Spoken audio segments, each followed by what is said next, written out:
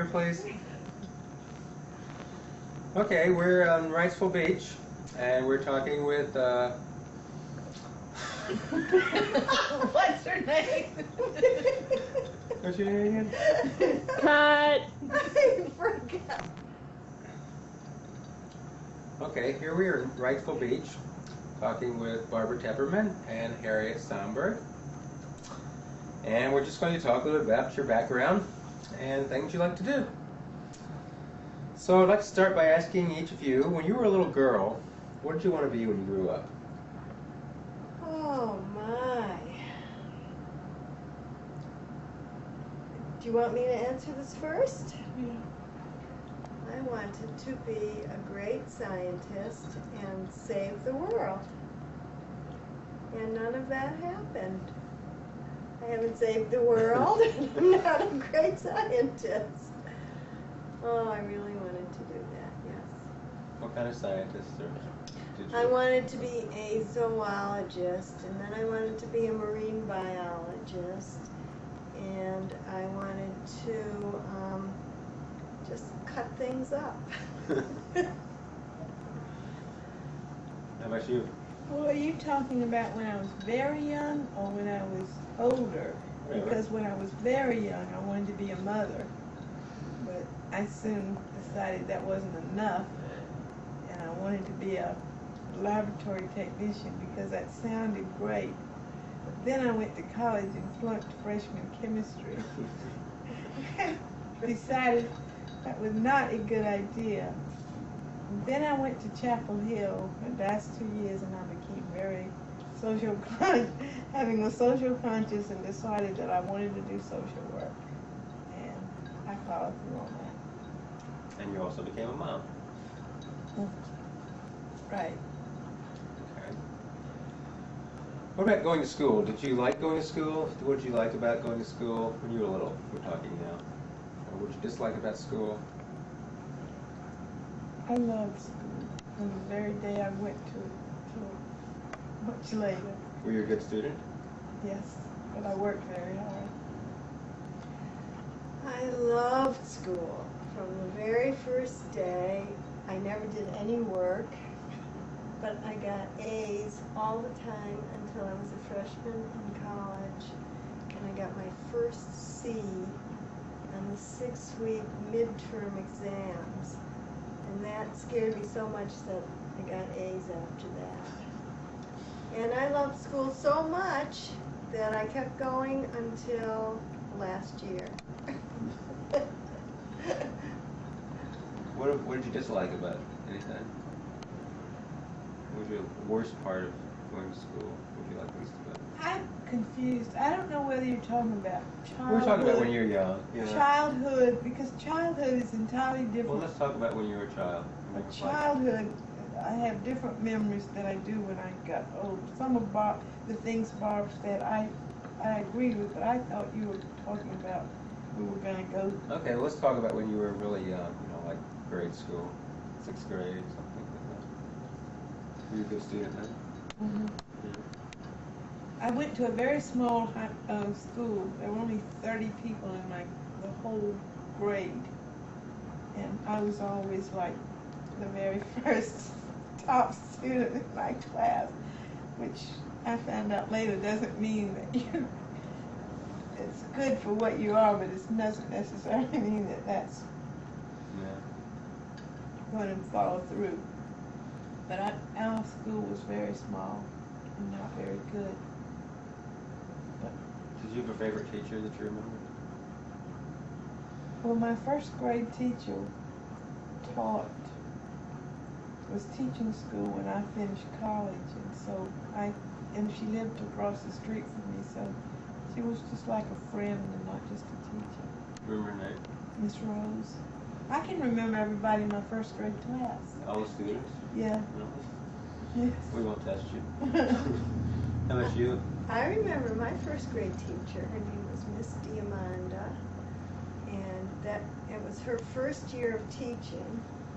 And I already knew how to read, but I was so fascinated by books, and she was a very fine reading teacher, so I remember that. loved that. I hated gym. So did I. Because I was the littlest, and so I had to stand at the end of the line all the time and lead the line. And I never knew how to do anything like catch a ball or throw a ball. So I hated gym, and unfortunately I also hated art because I used to get, even in first grade, in kindergarten, I used to get bad grades in art. It's a terrible thing to do to a child. Did you go to larger school then? I don't know. I never had the feeling that I went to a larger school. I went to number 23 school across the street from my house, and I knew everybody. I have no sense of whether it was a little school or a big school. It was an ordinary city public school, and we played in the schoolyard. And I went to that school from kindergarten through 7th grade. I was really lucky that way. And then I went off to a city high school. What was high school like? And that was the first time I ever met other kinds of people other than people who lived in my neighborhood. I met a lot of poor people, and a few very wealthy ones, and a lot of Gentiles, and one black student. I never met any Jews. And you never met any Jews. And there were 300 people in my high school class, most of whom I still remember. But I didn't think that was a big class either. I don't know whether it was or not. I liked that school. It was a very ordinary public school. But nevertheless, I took Latin, and I took advanced algebra, and I took all those good things. I'm sure I grew up earlier than Bob, because I grew up during the Depression when I was a small child. And I remember that we did without a lot of things that we now have that the school couldn't afford. And we had to buy our books. I remember that we'd go to this drugstore that sold books. And I just thought that was the most wonderful thing, to go there and buy all new books. Mother would allow us to buy new books rather than buy the ones from the people, even though it was during the Depression. She would let us buy all new books, and I just thought that was so wonderful. As soon as I got my book, I would go home and read the reader from cover to cover immediately. And the books, I could still smell those books. They just smell so wonderful. So then you kept them, right? Then I got to keep them. Yeah. She even let us keep them, because a lot of children would sell them the next year. We got to keep ours. We thought we were hot stuff.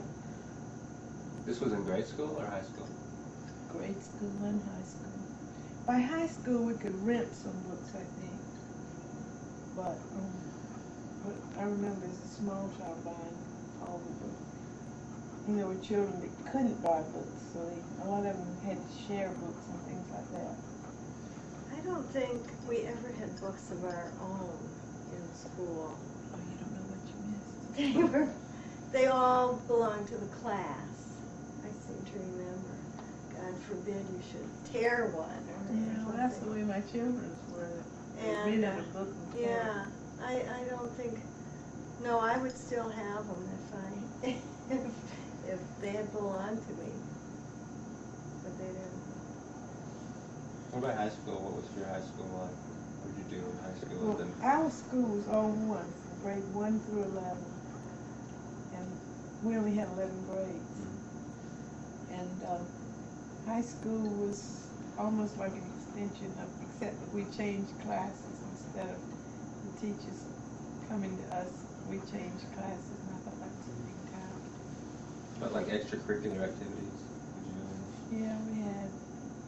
It was by then it was World War II, and so I was editor of the high school paper. Yeah. I mean, and the annual too. And the annual that year, they cut it out because of the war. And I had taken pictures and I had organized it and everything. And we ended up putting it in the newspaper downtown printed the annual. So I didn't get to do much. Yes, it was. I was in grade school during the war, and we used to do things that seemed very strange to me. First of all, for an art project, we had to make a ration book cover. You don't know what ration books are, but you had little stamps so that you could get meat and butter on a certain allotment during the weekend. And we made these little books, covers out of burlap and some kind of embroidery or something. My mother still has them. And we collected newspapers and so forth. And the weirdest thing that we did was to collect grease, bacon grease, which I guess is used in making explosives.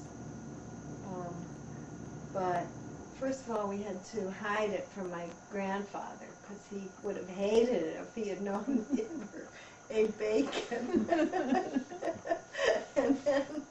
And then, I don't know, we just had this jar of grease, and every once in a while somebody would come and pick it up. One of the funniest experiences I had was that we watched for these airplanes. It was airplane watch, and you were supposed to watch the airplanes and tell them what direction it was coming from, and you called in to a central office and said 5 airplanes overhead going west. And you know my sense of direction. I often wondered if I hurt anybody in the war because I told them the wrong thing. My father was an air raid warden. He was just slightly too old to be drafted, and also they thought he had something wrong with his lungs, but he didn't. They thought he had tuberculosis, and they rushed us all off to this clinic for tests. But since I was little, it was really, really scary. I remember that. But it turned out he didn't. However, they didn't draft him, thank goodness. And so he was an air raid warden, and I guess he went out and checked the blackouts. My father was in the Home Guard. What was that? That was to protect the town in case of an invasion. We had a dam, Santee Cooper River Dam, that was generated electricity. And I remember that Sunday, December 1941, when Pearl Harbor came.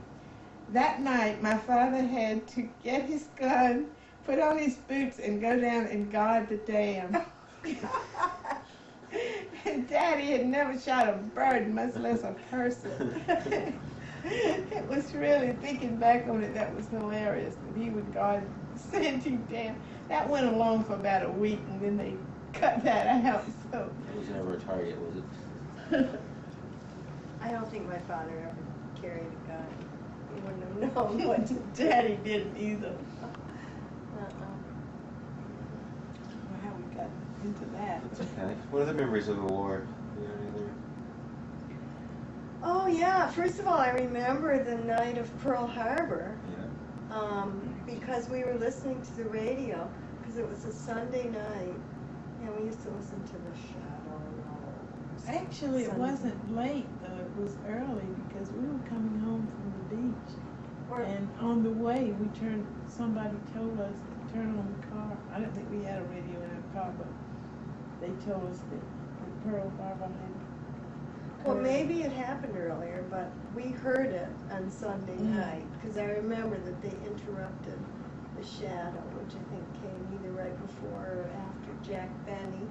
Yes, right. And I remember the announcement, and of course, I recognized the president's voice. That famous before, speech. that very famous, and his famous voice. But I didn't really know what it meant, a day that will live in infamy, except that everybody got real quiet.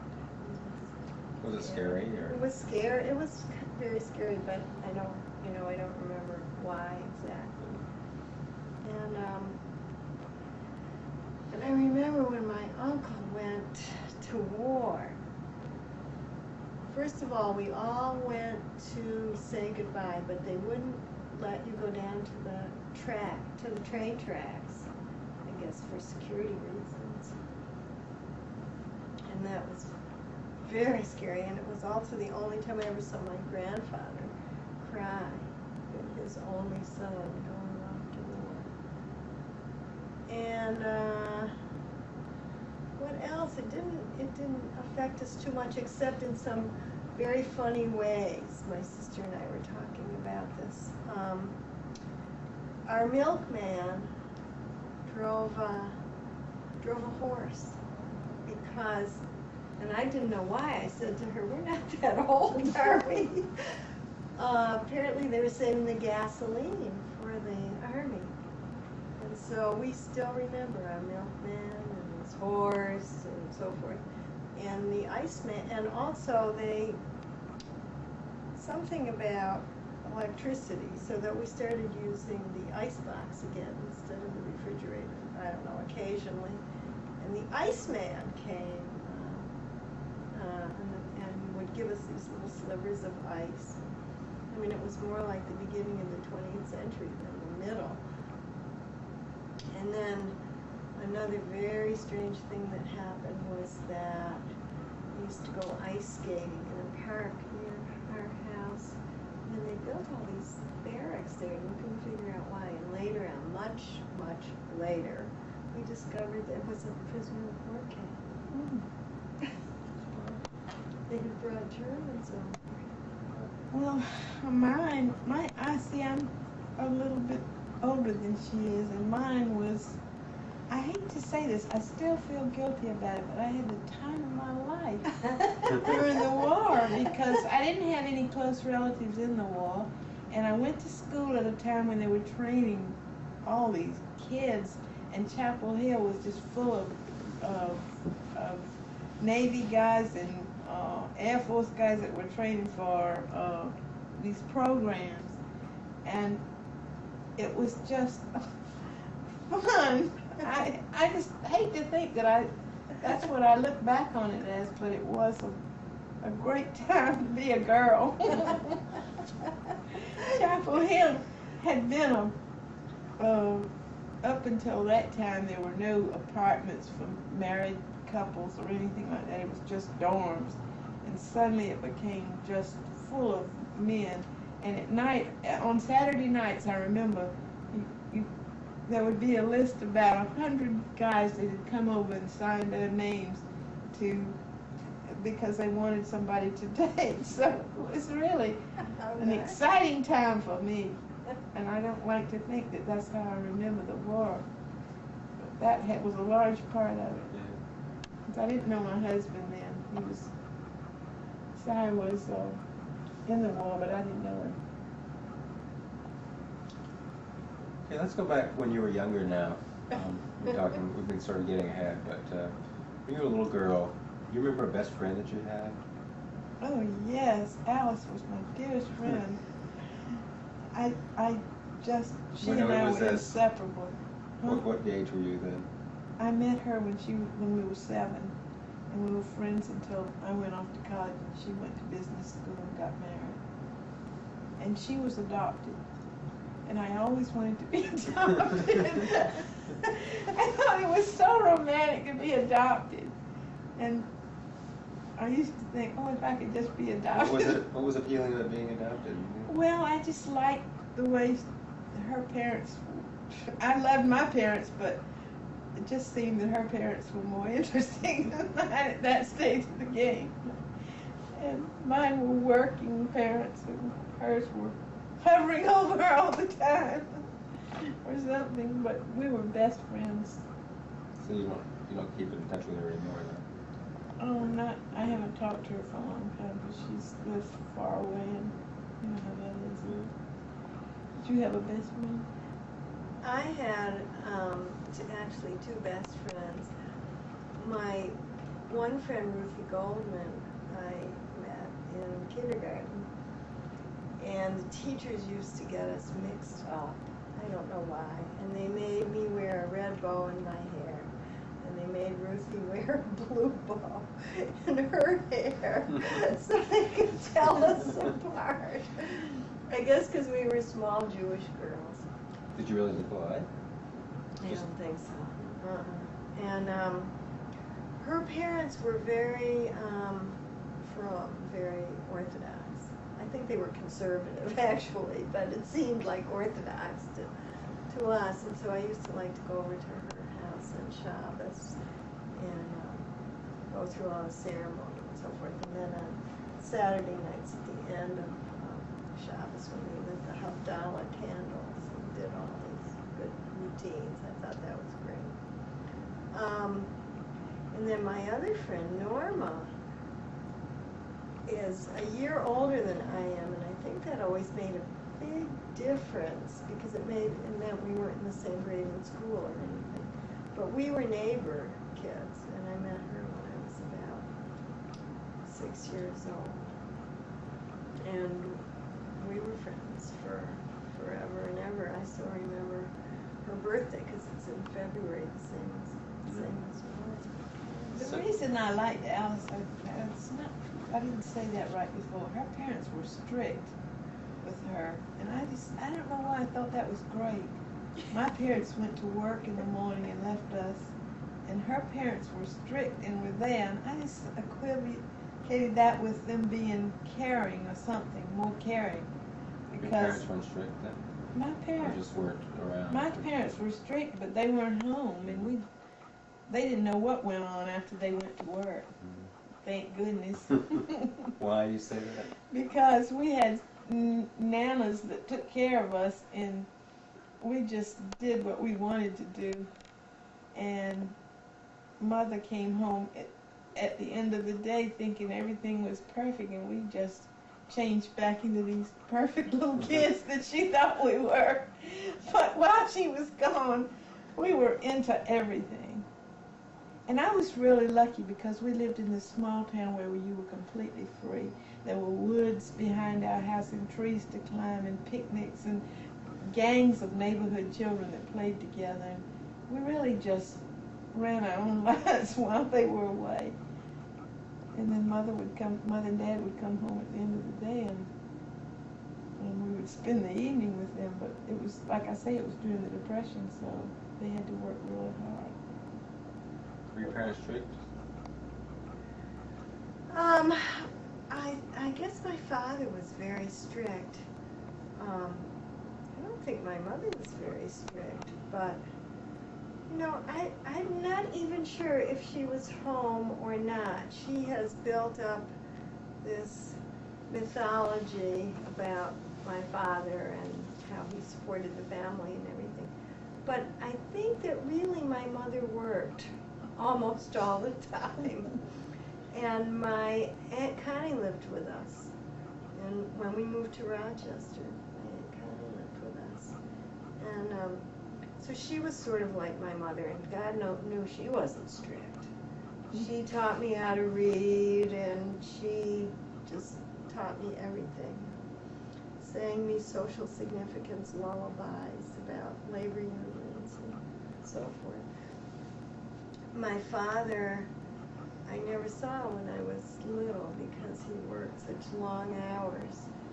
And when he came home, he would fall asleep. But he was very strict about things like eating your vegetables and not spilling your milk and stuff like that. Well, my mother was strict when she was, she laid the law down before she went. And my father was just sweet and dear. And Mother was the one that made all the rules, and her mother was very Victorian. That was they came from England, and she was brought up by this strict mother, and she had some of the same ideas, but she was not able to follow through as well as her mother had. So, but my father never corrected us, or he was just dear. Well, my mother was a lot like me, I think. She's the oldest one in the family, and her mother worked all the time. They had a chicken and egg business. And so my mother was not domestic at all. She didn't know anything about babies. She didn't know how to cook. She didn't know how to sew, even though she had 4 younger siblings. And so I was just like that. I still am. My mother ran a business and did an excellent job. I mean, she had a department store and she bought all the departments. She had women's clothes and gifts and children's clothes and a lot of responsibility. And I've got a letter from my father that he wrote me when I was in college, and he said that Mother was, I gave you a lot of love and Mother did too, but Mother was the one that pulled me through, or something like that. Yeah, that's nice. Before I was born, I think my parents really had a good time. It was during the Depression, but they lived in New York and they both had jobs. And they both worked at Bloomingdale's, and my mother said that if you had a job in those days, life was good. Everything was so cheap. And so they went out to restaurants, and they saw everything in New York City, and they really had a good time. And my mother used to work at she worked at the toy counter, and she also worked at the cosmetic counter. And so she knows everything about cosmetics. And she said when she worked at the toy counter, she waited on Eleanor Roosevelt one day. I shook her hand. Did you? So exciting. And and then there's my baby picture. My birth announcement is in the Bloomingdale newspaper.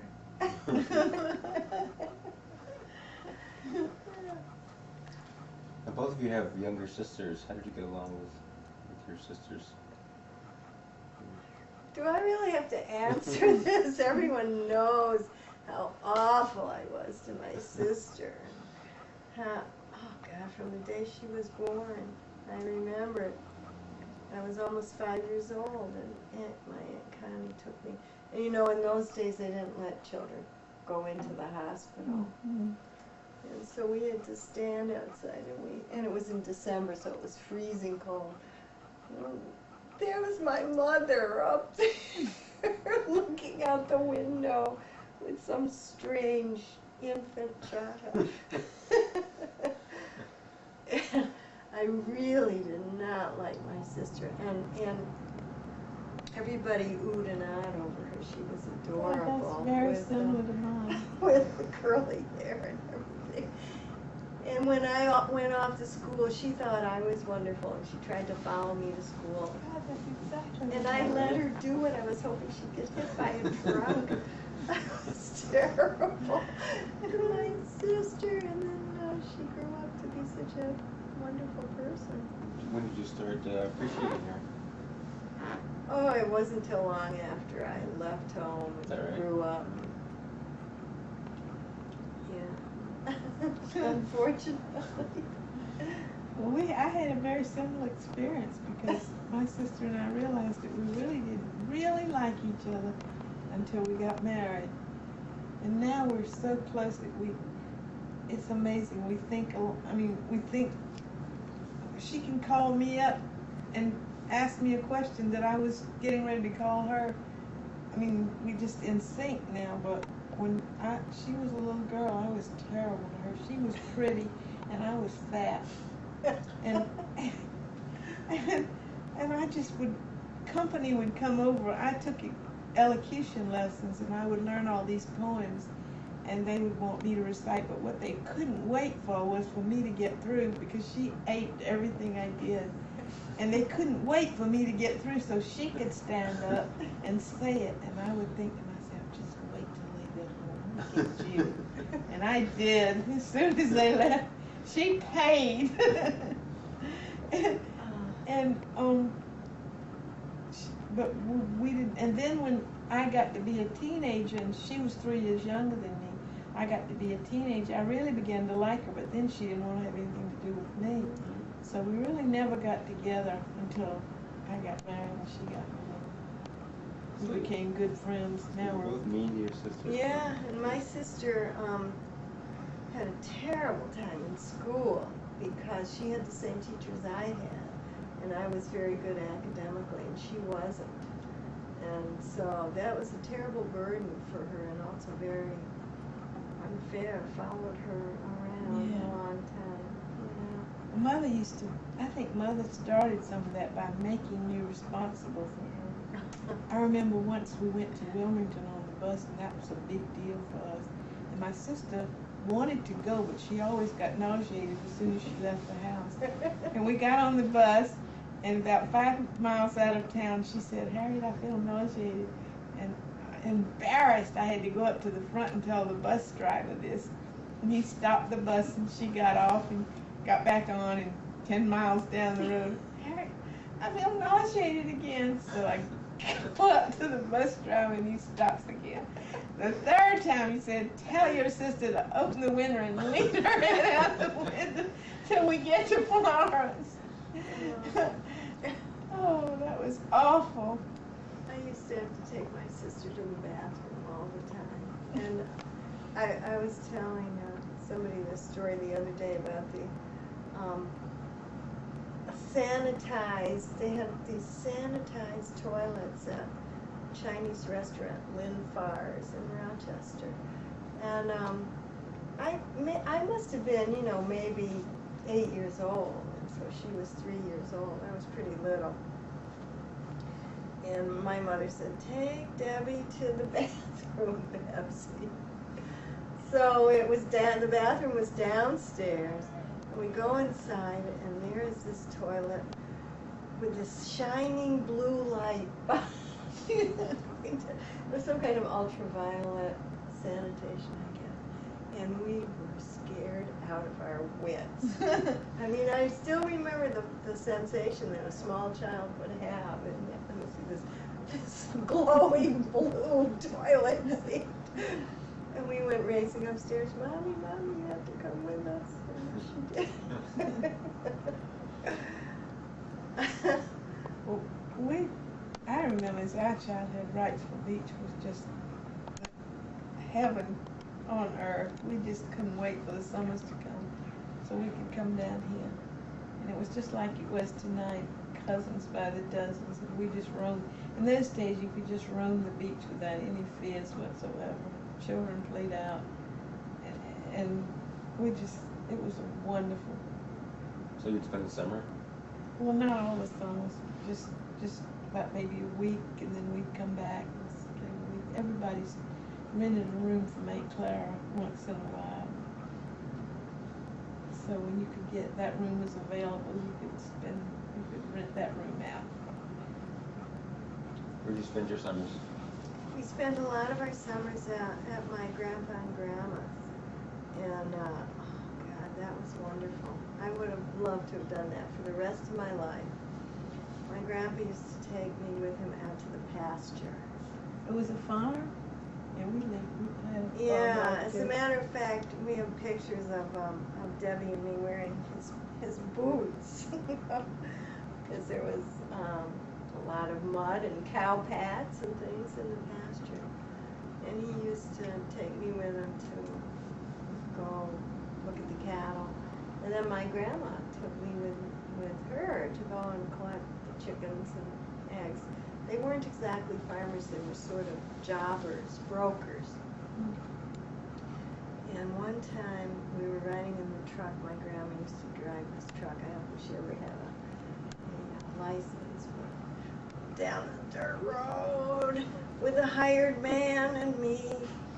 And we must have struck a nest of wasps or bees or something. And they all came flying in through the window. And everybody got stung except me. I didn't get stung, but it was very traumatic and for everybody, as you can imagine, lots of excitement and goings on. And just had the best time. And my grandfather had a pasture, which I understand is now got condos on it, that had huckleberries in it, and milkweed, and wild onions, and grapes, and God, we used to have a wonderful time I spent a week every summer on a farm too. My best friend's grandmother lived on a farm, and five of us would go down there in the summertime and spend a week. And really, it was real farm life. I mean, we learned how to milk a cow, and I remember one summer we went down there and we'd forgotten to take bathing suits, and they had this big horse trough, and she gave us old sheets, and we all designed bathing suits and had a contest. And we used to swim in this big horse trough. It was a huge barrel, and I guess it was nothing really, but it seemed like one does. And then we would jump from the biggest, scariest thing was to jump from the barn down into this huge haystack. That was really dangerous and fun. The other half of what I used to do, there was hide in the coat closet, because the kitchen, I mean, this house must have really been a mess, but for a kid it was great. There was the end of the closet backed up to the refrigerator, which was in the kitchen, of course, but there wasn't a complete wall. There was a space. So you could hide in the closet and listen to all the aunts and grandmother talking about, what was going on in their lives. And the other part was I read all my uncle's books, my uncle's and my aunt's books. I'm not in the bookcase, in the living room. All of Dickens and all, Tom Swift and stuff like that. There were, in places like that, there were books that you didn't read again until you came back to that place. Did you find that? Like, oh, yeah. I remember I had an aunt, and she had certain books, and I would read those books when I went to see her, and then maybe 3 years later I would go back, and it was like old friends, reading those same books again. You told us something about the towns you lived in. Tell us more about what it was like growing up in the towns where you lived. Well, Harriet, why don't you go ahead? I think my town was very nondescript, so you start. Well, mine was a very small southern town. This was Manning. Manning, South Carolina. It was a population about 1,500. And everybody knew everybody else, and I think there were only like two or maybe three Jewish families there. And I have some very bad memories about a cross being burned on our front lawn. That's how archaic it was or something. And looking back on it now, I see how much prejudice and all there was there.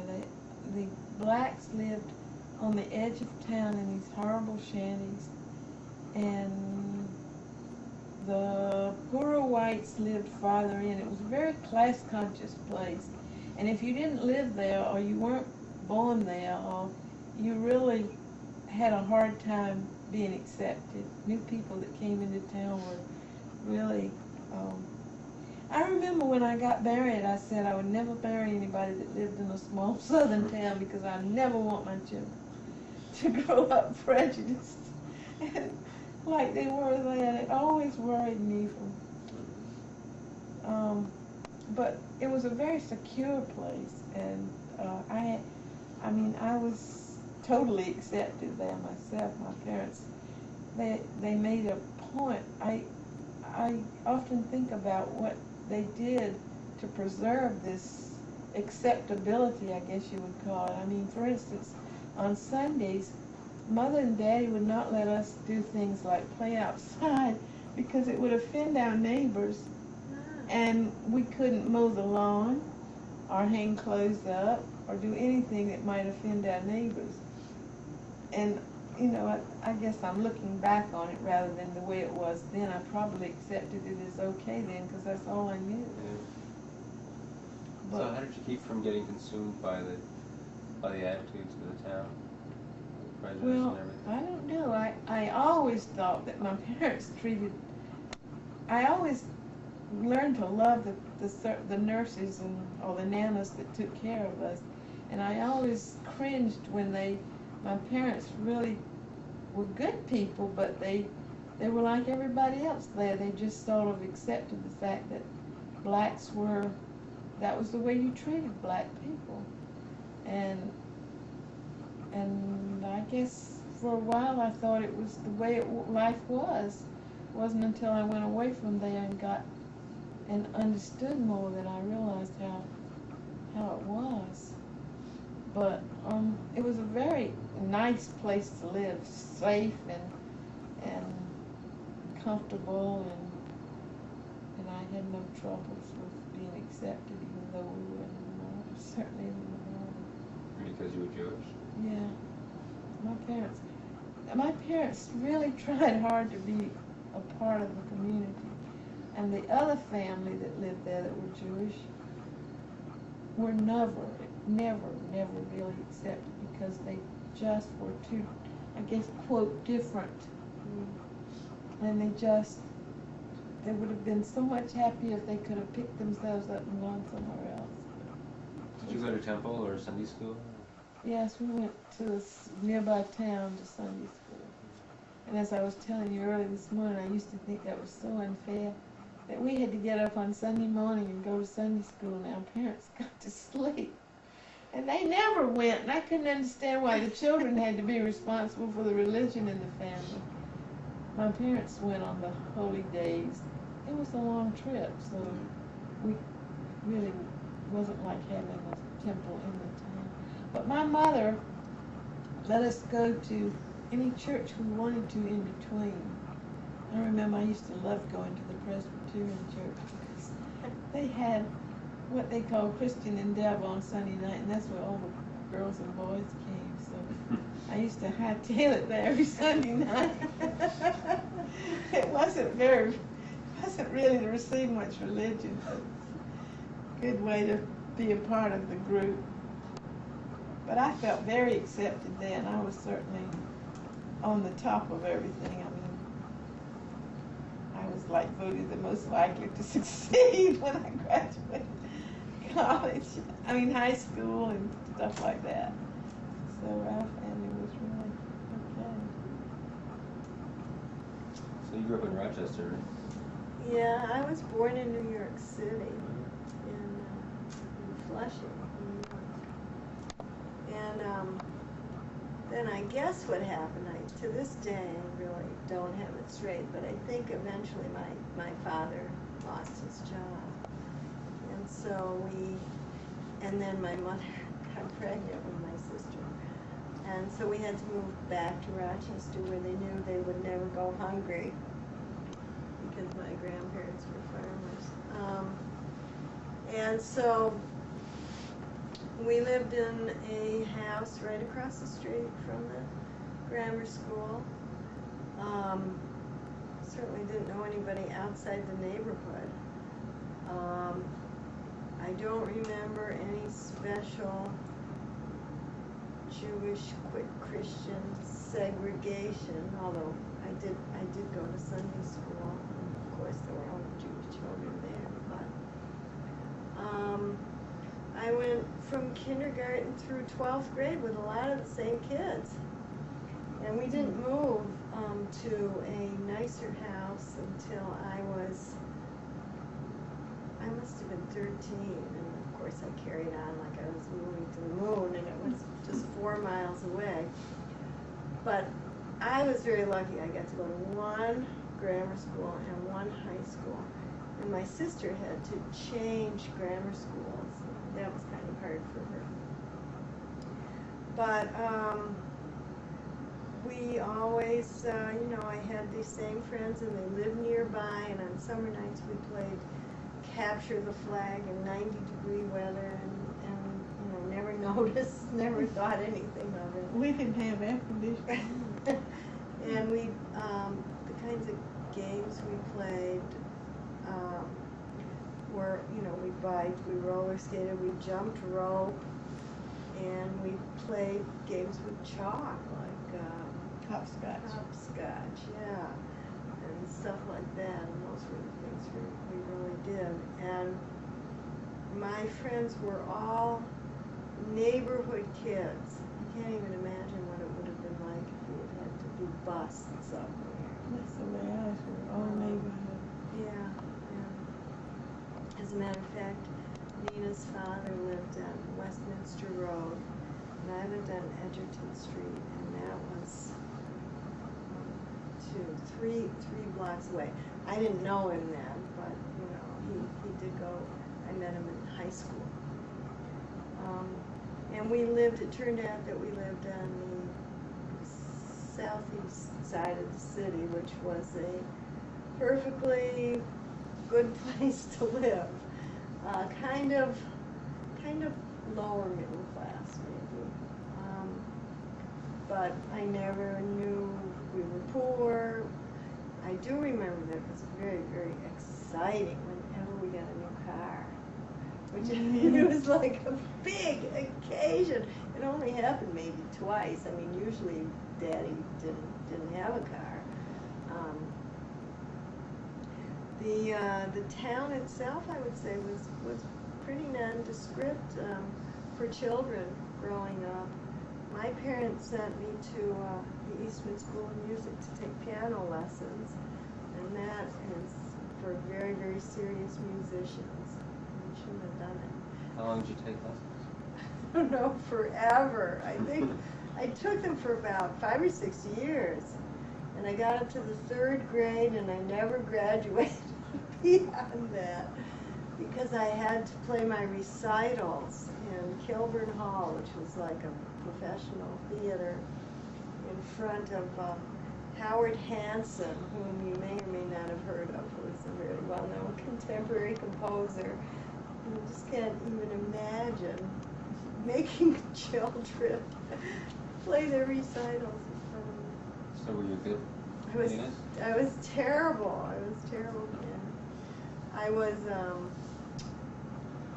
in the Brownies and the Girl Scouts, but all of these things were neighborhood kinds of things. I don't really know anything about Rochester. Every once in a while when we were a little older, we would get on the bus and we would travel for an hour to the beach. But that was it. And we were pretty contented to be near home, I guess, for some time. I went to camp and things when we got older.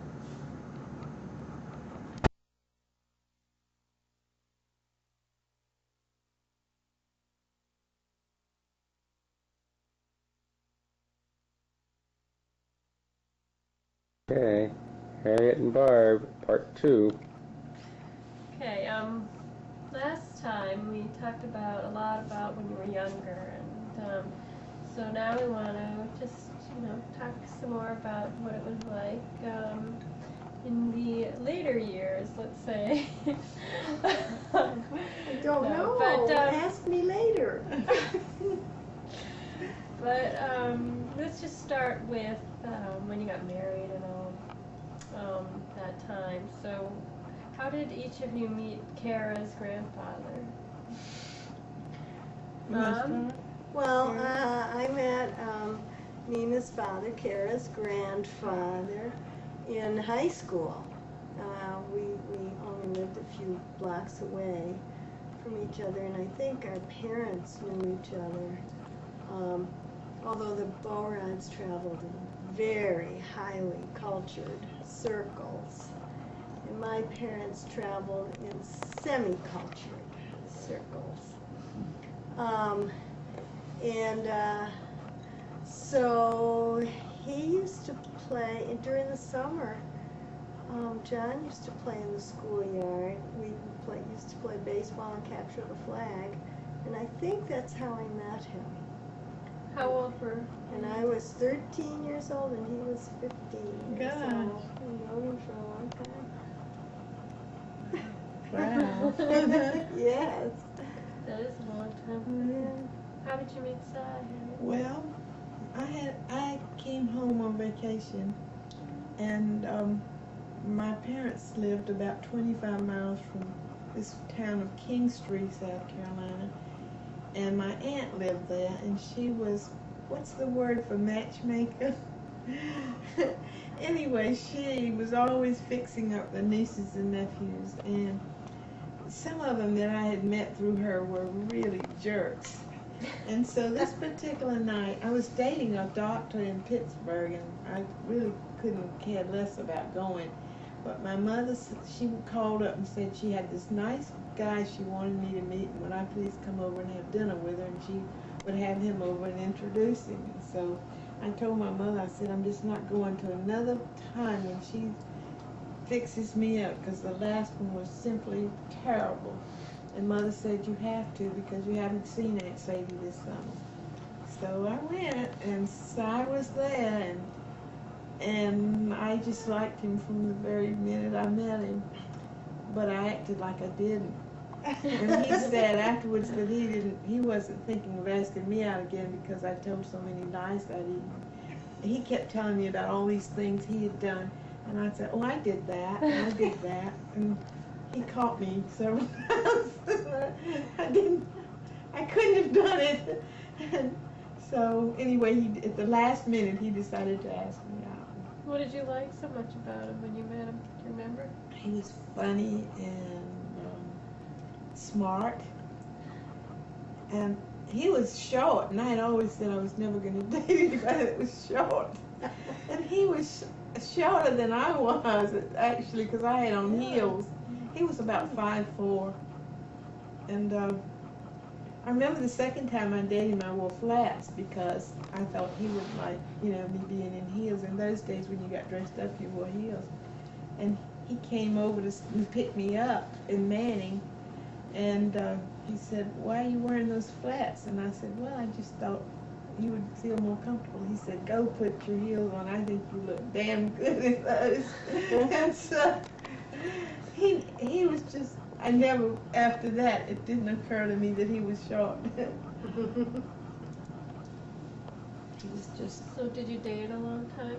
We dated every available minute there was in vacation ended, and then I went to Pittsburgh to graduate school, and he came up for Thanksgiving and brought me a ring, and I really didn't want to get married because I wanted to finish school, but he said that he was going to ask me one more time, and if I didn't say yes, and I guess I just didn't, I just said yes, and so I finished out the year, and then we got married.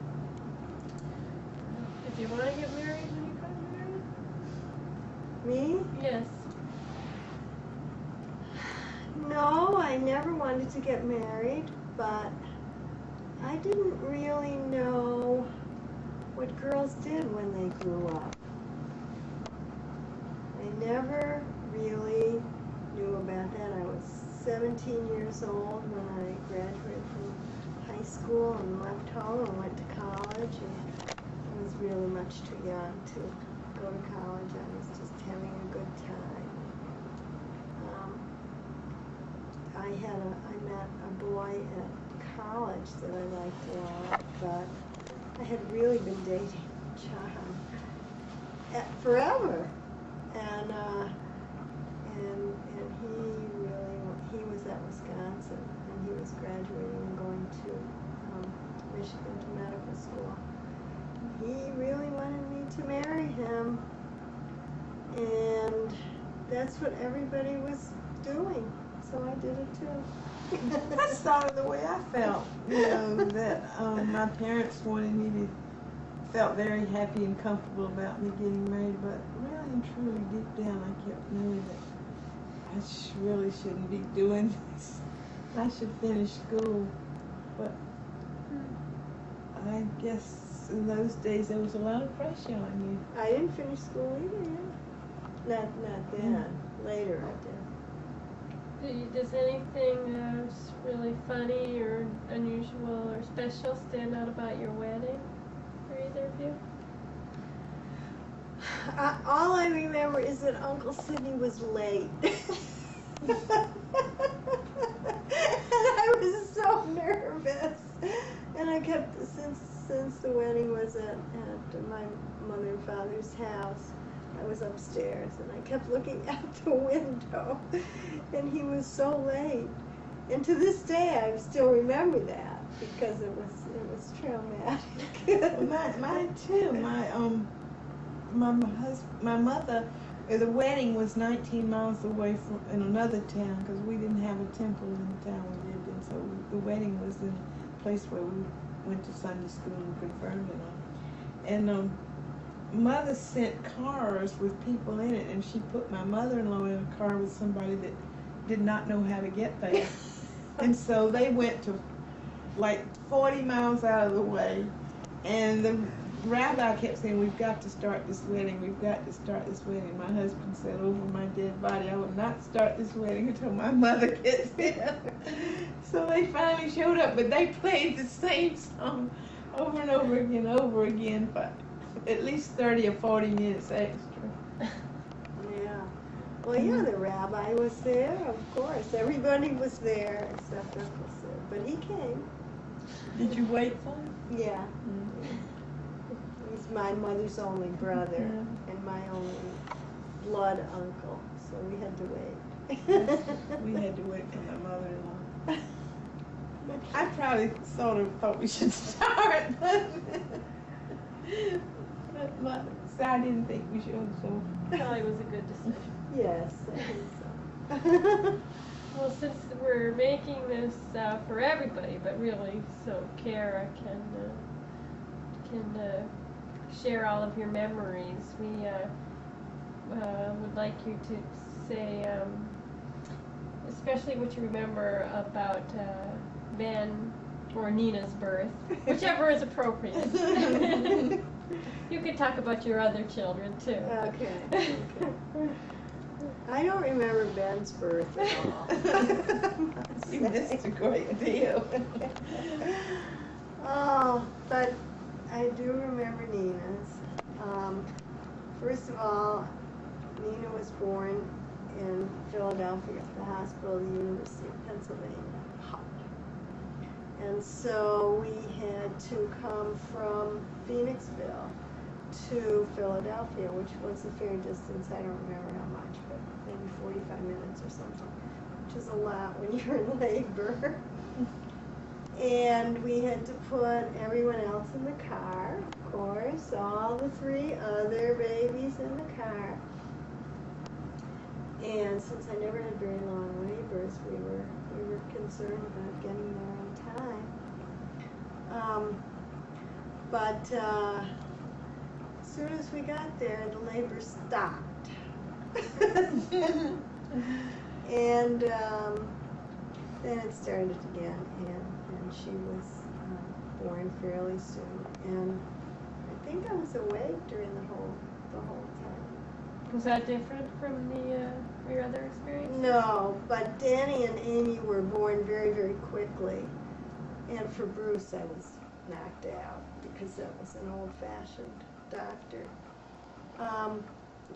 Nina was born, as everybody knows, in 1962, which was a year when there were a lot of very terrible birth defects from drugs that mothers had been taking, particularly in Europe. Oh, right. Was that when it was? It was, yeah, so when we saw Nina, we saw these big brown eyes, and we saw these arms and these legs. And not much hair, but a little bit of dark hair. And Nina looked sort of like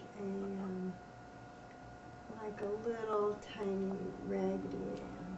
She wasn't a classically beautiful baby, but boy, those eyes, I could always see those big eyes.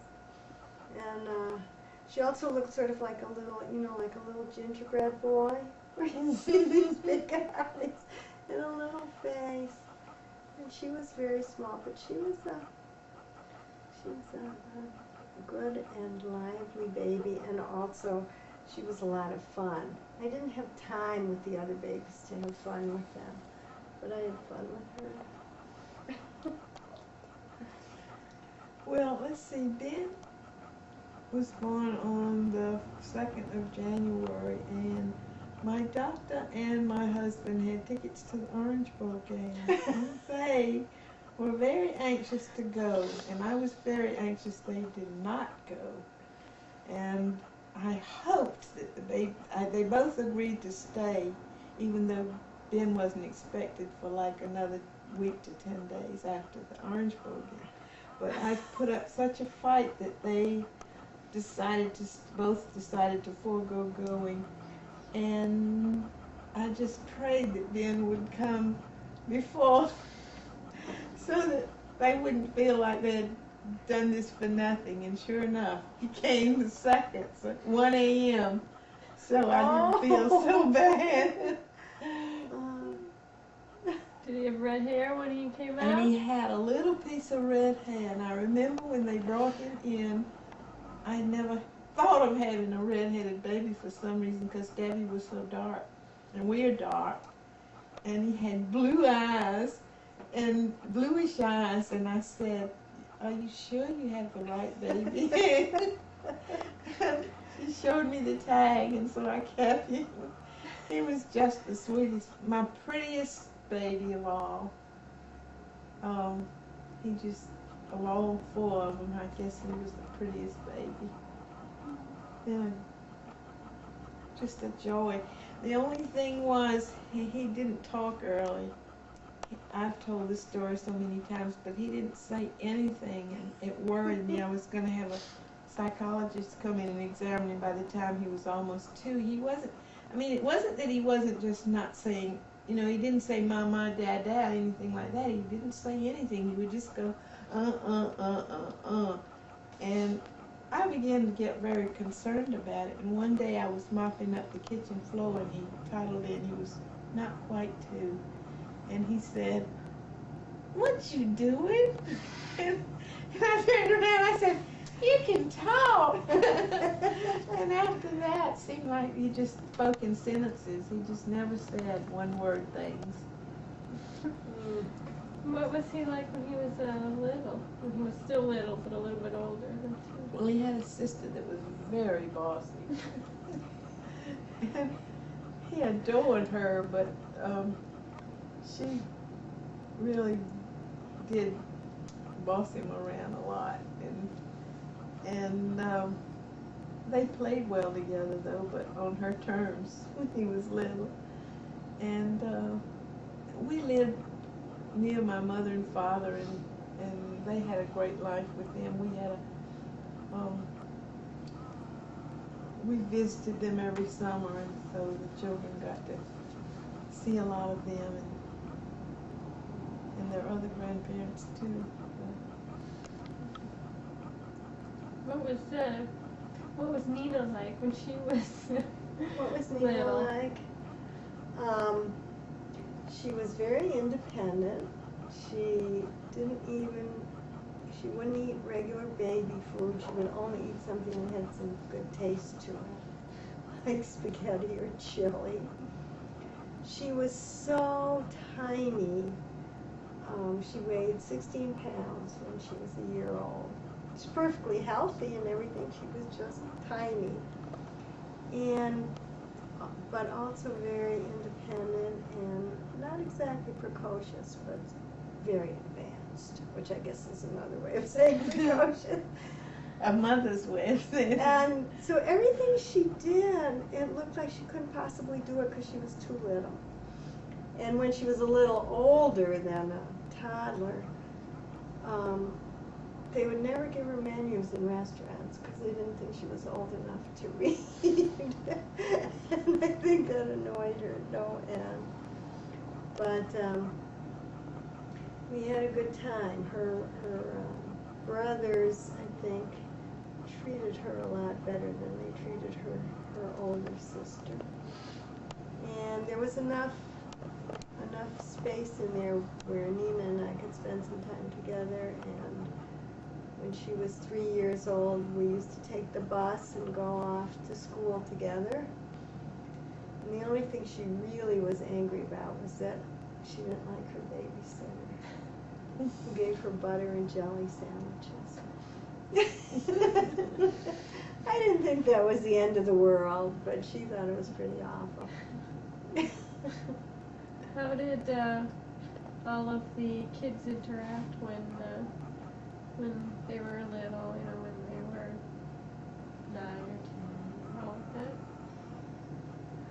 You mean my 3? Yeah, well, Because Stephen was not anywhere in sight. Yeah. Sandy was sort of caught between the two of them. And I remember when she was young, she would side, one of them would say, Sandy, you're on my side. We don't like the other one. And she would agree, and so she would go on the side. And then the older two would make up, and then they'd say, Sandy, go play somewhere else. And Sandy always felt like she was left out of the whole situation. But they got along, they took care of each other, and there was always some rivalry, but they got along pretty good, I guess. I don't know. I think the boys were pretty mean to the girls, but I didn't know this till last year or in the very recent past, and used to really do mean things and so forth. But I didn't know it, and I thought they all got along very well, for the most part. Well, mine were girls, so they all had their different interests, and they didn't play together as much as they probably would if they'd been, the two older had been boys or vice versa. But I wish I could ask the cameraman what he thinks about this. That's a whole nother story. Maybe we'll do the cameraman story some other time. Yeah. This is just your memories, which may or may not. I thought my children were The fun, and I must say, I adored being a mother and taking care of them and doing things with them, and I just went through all the Cubs. I was always the Brownie leader, the Cub Scout leader, the this leader, the that leader, and I just really enjoyed my children's childhood a lot. And I guess that's my one passion of children. I've always loved children, and I'm happiest really when I'm with children, as you all can tell. Yes. Did you work when your children were small? I didn't have a paying job, no, but I went to school. As a matter of fact, I started going back to school, and then I got pregnant with you, and it was a very difficult pregnancy, so I had to quit. But I did take a couple of courses at the University of Pennsylvania, and that got me very, very interested in English. So it was a good beginning. Yeah. Well, I started teaching preschool when Sandy was about 8 months old, and I found out that that's what I should have been doing instead of social work, because in social work I was sort of a flop because I could never close the door and leave and come home and shut that part of my life out. And with children, it was very difficult to do that, so I gave that up and started teaching preschool. And we moved around so much. We lived in 12 places when my children were growing up. So I never got to, I really wanted to go back to school and get a degree in early childhood education, but we moved so much that I could never really, so I just took courses here, there, and yon. And one of the most interesting things I did was when we lived in Peru, this Peace Corps boys and I started this nursery school in the Barriados, and that was really. What is that? That's where the poor people lived in the city, and was really interesting. And I've taught Head Start, and I've taught in private schools, and I started a cooperative school in the university in Nacogdoches, Texas, where we put it in a housing development, and we took half the children from the college area and half the children from the housing project, and the parents had to give time, quality time in the school. And so it was a really good experience for both groups, learning to interact and get along together. Did that work? Yes, it worked better than Sandy's here in Knoxville with all. We didn't have any of the big problems that she has. It worked beautifully. Great. My best friend and I did that for a couple of years, and then it became federally funded. I left, but it was federally funded after that, and we went to a big thing. I'm sure it was a great idea. Yeah. We did that, but it was my mother's doing. That was when I was a child, so we're backing up, sort of. But my mother worked at a settlement house. I don't know what you would call those now, but settlement house is really where social work, practical social work started. And so there were all these poor kids there, and my mother used to take me along, and we used to put on plays. And so I met all these, and I was about 11, so we had a lot of fun singing and acting and getting all these kids off the streets in the inner city. That was great. Yeah, we had a very good time. But as a mother, I didn't do anything like that. I don't think I was a flop, but I told my son I would never be a Cub Scout leader no matter what he did to me. He didn't care. He must say. I think that's why when I adopted Stephen and found out he was going to be a boy, I thought, oh no, I got to go through Cub Scouts again.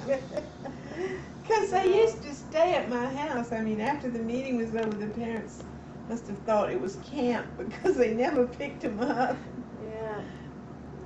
Well, actually, I don't know. I think I did all right considering that I didn't know how to cook, I didn't know how to sew, I had never written a check, and I knew nothing about babies, and I didn't even want to bring my Bruce home from the hospital because I didn't have that instant maternal feeling that they said you were supposed to have. I was just way too tired. Well, you were too young. Too young and too tired. How old were you when you had Bruce? 20.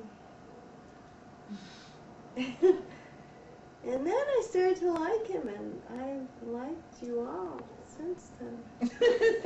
That's good to know. Yeah, but I never did. If anybody brings me little milk cartons to make into something, I just go into shock. I don't do that kind of thing. How old were you when you had Deb? 23. That's young too. Mm-hmm. Yeah. Well, that was the age when people got married and had children. I think some of my relatives were already worried that I was going to get married. Wow. But Cy was much older than me. How much The older? same as you, I guess. About 9 years. No, So, John was just 2 years old. oh, I thought he was.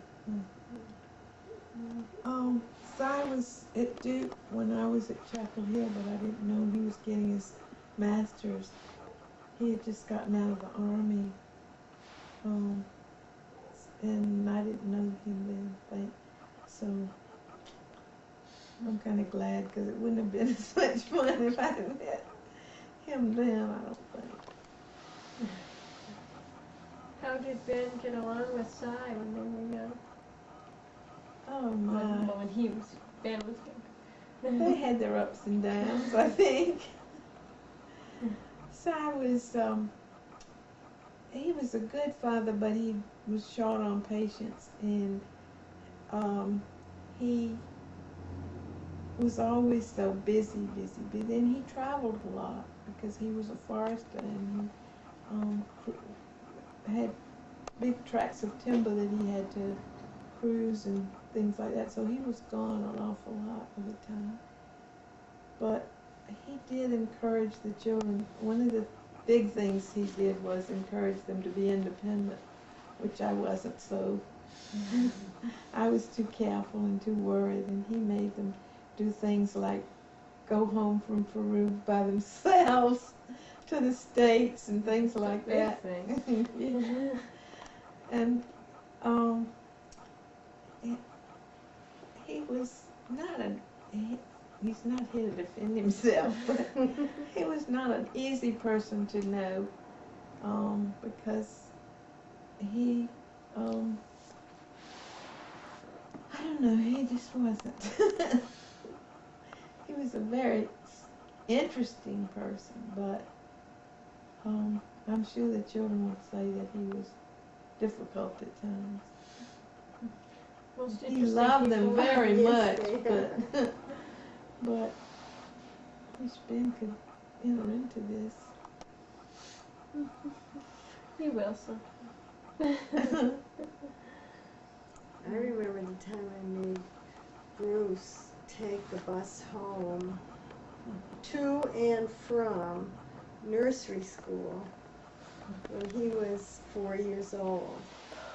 That's the kind of thing my husband did. I would really had stand no there choice cringing. because I had 2 infants and I couldn't help him, but still, it was pretty sad now that I think back. He did all right except one day. 4 years old. All of a sudden I hear this honking, and the bus has pulled up our street because he forgot where he was supposed to get off.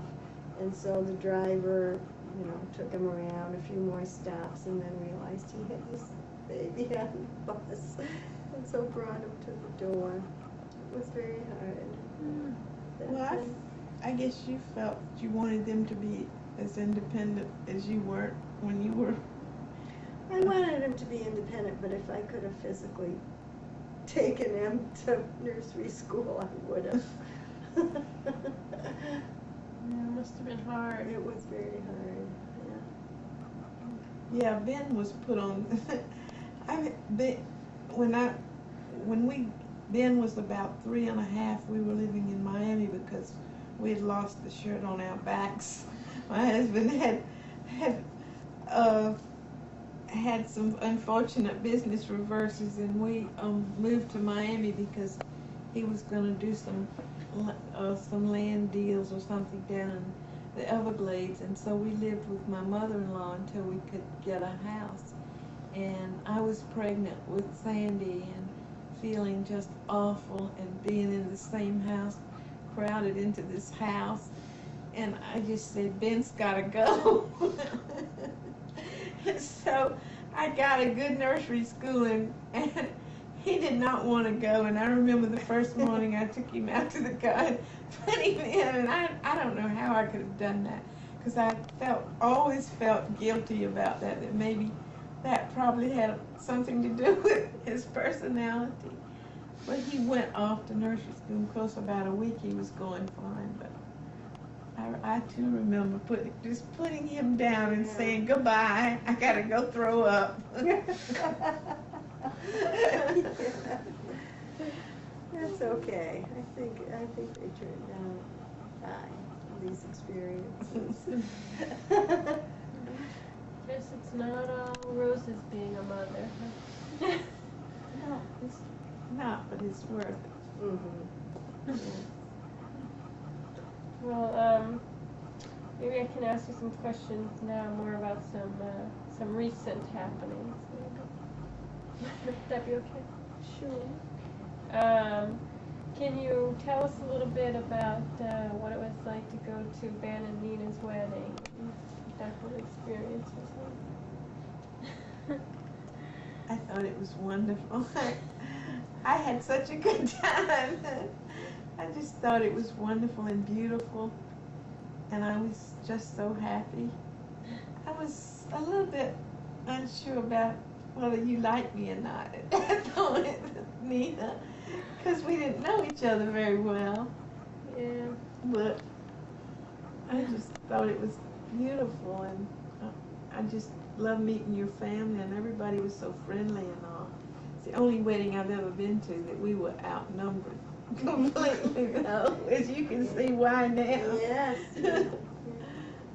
Well, if you don't have your wedding in Wilmington. Yeah. That's right. Well, it happened that it was the same day as my sister's son. Otherwise, probably all of them would have come. But how can you not go to the wedding that's in the same town? Right.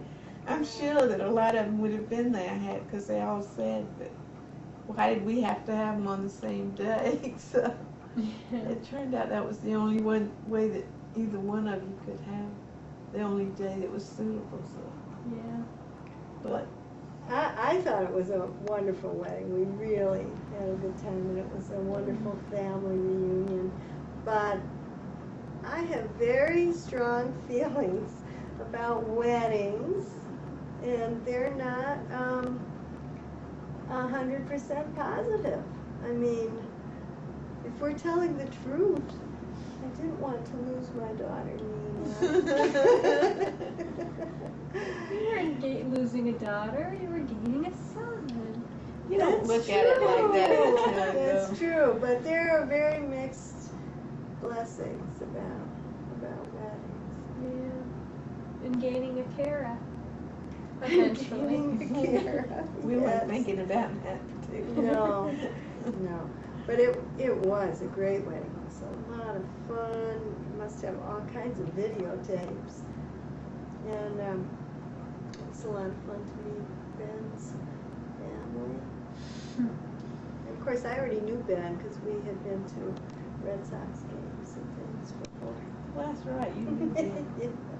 Yeah, That's right.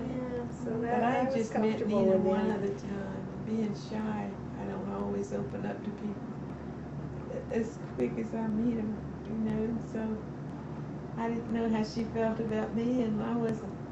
I mean, I knew I loved her, but I didn't know much of. I felt a little bit uncomfortable. That's not unusual, I don't think. I'm telling it like it is. Well, I can just make an editorial comment here. That I think I was worried that you wouldn't like me. more than Probably, I anything else. know. That's the way, that's what Tony said. I mean, this is not just with you. I mean, gosh, when I met Tony, Tony is Deborah's husband. Uncle Tony. Uncle Tony. Right. Oh, Uncle Tony. First, he talked incessantly the whole time he was there. You know how he talks. Well, he was nervous, so he didn't shut up. He was there a weekend, and we kept going out of the room thinking, does he ever shut up? Does he ever shut up? Sandy was there, and he told one joke right after the other, half of which I didn't get, and I was so tired of laughing without knowing what he was saying. Well, that's another story. He was probably a little nervous. Oh, he was. Yeah. And he said the same thing you did, that he didn't know whether I liked him or not. Well, how about, what do you remember about what it was like to become a grandmother for the first time? Oh God, that was so exciting. That was when Sammy was born, of course, and it was almost exactly 7 years ago. And Danny and Lori were married on August the 18th of 1 year, and then they came to my sister's house for Thanksgiving, and they got pregnant, and Sam was born the next year. So my only misgiving was that they hadn't had much time together, but that your first grandchild is a little bit like your first child, you know. That is really something special. It's just like I told Nathan the other day when he said to me, you're just acting like a regular person while on this vacation. And he meant that I was so busy with everybody else. And and I told him that he was not a regular person, but he was my special child, and I loved everybody, but he was just very, very special and will always be. And that's true. Your first grandchild is just, it's not that you don't love them all. I adore all of them, but it's just something so new and special about the first one. Then I immediately rushed off to, this first time I ever did this in my life, I went to Elizabeth Arden, spent the beauty thing called the Red Door, because I said, oh my God, I'm a grandmother, I have to do something. That's great. Gosh, Barbara, you look so young, you shouldn't have to worry about it. Oh. Yeah, but this is all very psychological. Well, what do you remember about the day Kara was born? Oh, that was a whole nother story, especially because of all the preceding events. Such as? I mean, all the difficult pregnancies and so forth. Oh. But, That's me too. I breathed a Yeah. sigh of relief. yeah, there's Ben told me something, she had 10 toes and 10 fingers, yes, and everything was okay. that's true, except, again, you know, it's very different when your daughter is pregnant and has a baby than when your son's wife is pregnant and has a baby. So I was pretty concerned the whole time, I must say. But I was thrilled, too. Well, I mean, see, I was so excited when she was a girl that I wanted yes, a you granddaughter. were, yeah. So I can always tell Kara that she was my first granddaughter, and they are special, so I don't have to discriminate there because I was Yeah. just so excited about her. And then Ben said she had red hair and stuff, and then I was worried about you because he said you weren't doing too well, and labor hadn't been the easiest, and then when he said you were having trouble with your leg and all, I really was worried. But she's worth it too. So. Oh, she is. Yeah. Well, this next question is really maybe a little bit difficult to come up with something. So take your time, think about it, and I love the way she gives us a warning. just think about whatever you feel comes into your head. We wanted you to tell us something about the things you believe in or the values that are important to you. And I know that's a really broad question. It sounds like we're vying for Miss America. It does, doesn't it? I believe in etiquette. Just what are you would you feel strong about, and what defines you, what would get you weird, really get you angry if you heard about something, or what you would cause you would take the flag up for, or something of that sort. Well, my thing that really gets my dander up is prejudice and injustice and people being treated unfairly. And that's what I really cared that my children got. That's why I told you that time that I did not want them to grow up in a small town like I did, because I didn't want them to have those prejudices that I see in so many people in the same situations. I hate injustice. And I don't like people that lie. or make promises that they can't keep. I just can't stand to be disappointed. I better write these So down. if you tell me something and you don't do it, I mean, not if you can't help it, but if you just make these rash promises and then don't live up to them. I can't take disappointment very well. Understand that. I think it's particularly true that that your parents should tell you the truth. Maybe not Yes, all the bleak things of the world, but that's what they I should mean. tell you what to expect when you grow up and what life is like and what will happen, how your values will be affected if you have Richard Nixon for president. I blame everything on Richard Nixon because I never knew what to tell my children after that. I never knew what to tell them about kindness, justice, peace, truth, treating everyone equally, and honesty, of course. And when I grew up, when I was little, Franklin Roosevelt was the president. And Joe Louis was the heavyweight champion.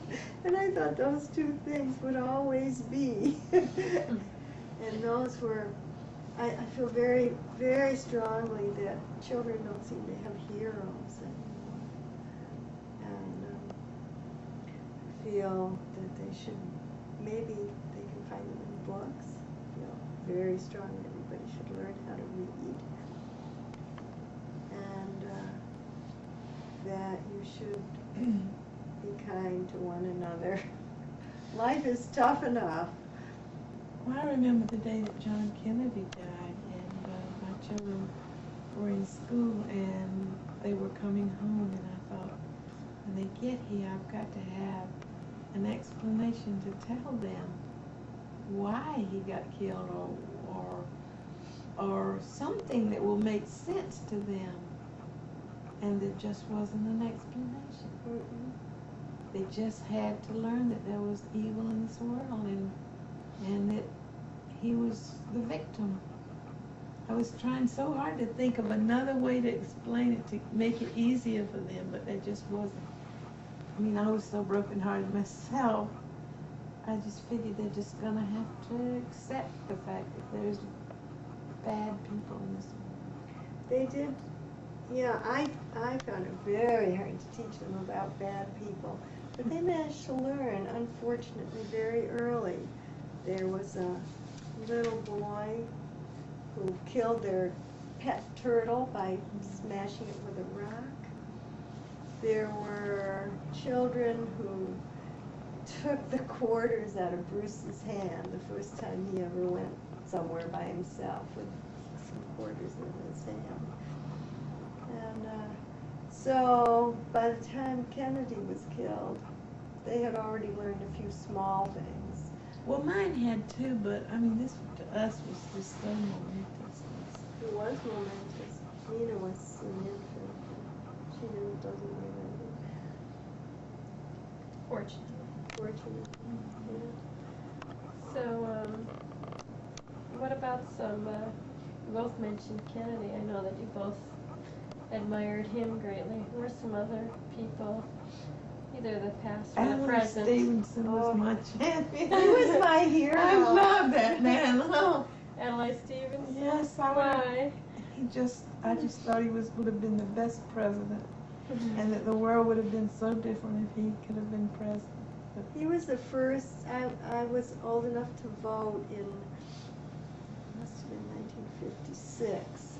So he was the first person I ever voted for.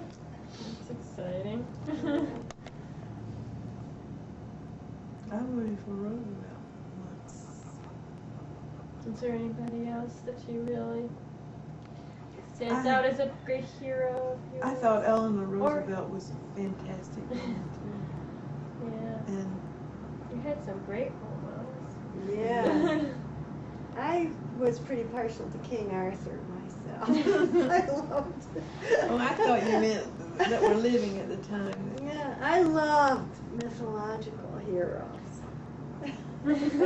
I love King Arthur and Robin Hood. I always wanted to be a boy. Well, I want to be Emily Dickinson, but there doesn't seem to be much of a chance that I'm going to be there. I stay at home alone and look out my window a lot, but I can't write beautiful poetry. No. I've read everything that's printed almost on her. I just think she's a great poet. I love Virginia Woolf and Isaac Dynaston, not necessarily as people, but I love their writing. I don't think you have to love them as people. James Baldwin's literature was something wonderful, I thought.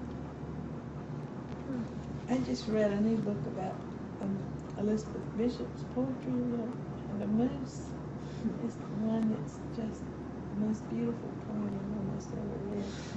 Have you ever read that? No, yeah. How did we get on this? I guess we jumped the gun. That's okay. We're talking about our heroes. Here's another Miss America question. Do either of you have a secret ambition? Something you've always wanted to do, you never fulfilled? Maybe you will someday. If I could go back to school now with majoring history and English lit, Really? teach English lit. Really? Yeah. But Yeah, or what- I would still like to teach children, but I guess I can't do that, so I can think I would like to do that. In college, teaching Yeah, I college? think I'd like to do that. I'd like to teach children too, so I don't know. I always have loved that, Yeah. but I would like to have had a chance to study more history and English lit. I have about 10 secret ambitions. They're all the things that I should have started doing when I was 17. I want to be a marine biologist. I want to go back to teaching English lit, which I loved and was heartbroken when I had to give it up. I would like to write a great book of essays. Oh, I'd like to write too. I would want to join the Peace Corps. Still do that. either. I want to throw pots in the ceramics class. Still do that too. Those are great ambitions. Oh yes, there's lots of things in the world. Right now, I would like to fill my house up with children from Yugoslavia, which I can't do, but that just preys on my mind, and every day there's something in the newspaper that's even worse about those children. So I don't think I'll be able Just to when we do. look at this from years from now, we may not remember what's going on. Why don't you say a little bit what's happening where in Yugoslavia? No, I don't know. It's Bosnia. Sarajevo? Yeah. The children there are the brunt of this war that's going on, this revolution. And they can't get help. And the news is just terrible. They've found concentration camps where they've slaughtered children and these horrible things. And it makes me think of when the 30s, when they had concentration camps, and we knew about it, but we didn't do much. And it seems like this is repetitive, that we're ignoring this great thing that's happening and we're not doing anything about Well, they don't have oil there, it. No. There are terrible things happening in other parts of the world, not necessarily through war, but through famine, Somalia, other parts of Africa too. And this, I guess I think more about it because there's been such vivid descriptions in the news. Yeah. What was the question? I don't remember. It doesn't matter. Why don't you, is there anything you want to add that we haven't asked you, or some special message you want to tell Kara or other people who are watching this, or anything like that, or something you left out? Some other details you want to add? Well, you left out everything, and we left out everything. No, too. this is just this the makes me almost beginning. feel guilty because there's so much I left out that I could tell you. So Well, we'll do this again sometime. Yeah, well, we will definitely. I do know it. we left out a lot, but yeah, we left out a lot too because we were trying to say things and sometimes not speaking in great depth because we were anxious or well, we're forgetful or trying to cover too much living. Interesting too much- lives, and two very interesting. very lives. interesting lives in a very short time. But I hope I never have a great message to deliver, well, but there's lots of things still to say. yeah. We love you, Kara. That's Just my be good as message. Just be as good and wonderful as your mom and dad. That's right. Well, thank you, and thank you And for thank you. thank you for doing this recording.